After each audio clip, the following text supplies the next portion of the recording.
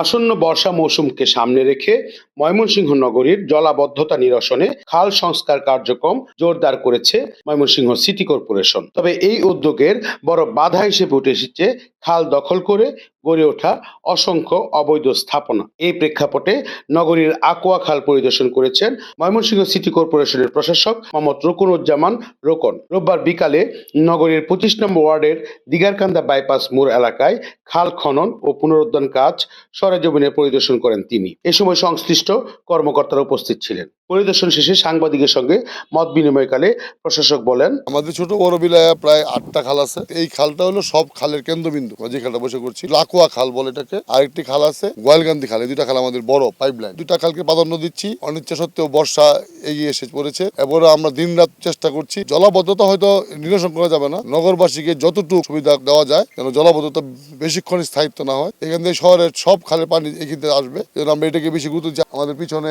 কিছু মানুষজন, কিছু দুর্বৃত্ত খালের জমি দখল করে এটা শহরের একজন বিশিষ্ট ব্যবসায়ী, তার বাসাটা ফুল খালের উপরে। এইসব কারণে আমরা এখনো আগে যখন করেছি তখন এগুলো নগরবাসী চোখ দেয় নাই। আমরা এখন যত ব্যবস্থা নিয়ে খাল পুনরুদ্ধার যেমন করবো, যা অবস্থানগত আছে তাও আমরা দ্রুত উদ্বোধন করবো, নগরবাসী জলাবদ্ধ সুবিধা পায়। সিটি কর্পোরেশন সূত্রে জানা গেছে, খাল পুনরুদ্ধার কার্যক্রমের পাশাপাশি দখলদারদের তালিকা প্রস্তুত করা হচ্ছে। পর্যায়ক্রমে উচ্ছেদ অভিযান পরিচালনার মাধ্যমে খালগুলোকে দখলমুক্ত করে স্বাভাবিক পানি প্রবাহ নিশ্চিত করার পরিকল্পনা নেওয়া হয়েছে। মোহাম্মদ আবুল মনসুর, আমগর বার্তা, ময়মনসিংহ।